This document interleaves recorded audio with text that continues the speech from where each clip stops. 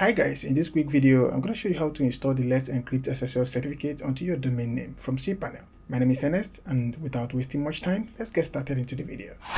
I'm already logged into my cPanel, as you can see right here. So I got my cPanel from HostGrid.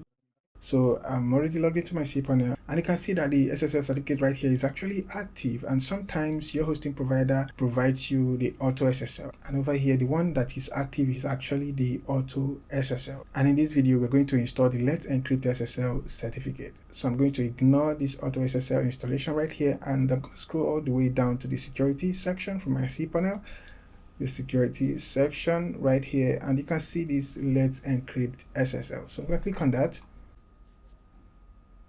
And over here you can see the list of the domain names that is present in this hosting account. For now, I only have this primary domain name available for this hosting account. And then I'm going to click on issue for this domain name, okay? Over here you have the options to select what items you want to install the SSL certificate onto. So automatically it's going to include the domain name, of course, the mail.the-domain name, www.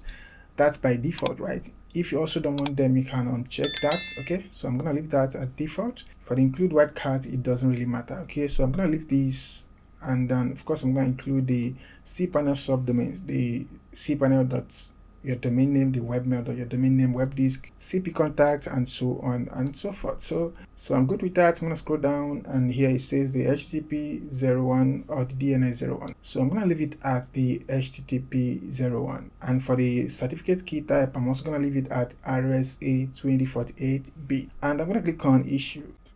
And now the installation has started. Of course, we can't see any progression, but you can see that the page is actually loading right here. So the installation has started, and it's gonna take just about a few seconds, and then we're gonna see if it's successful or not.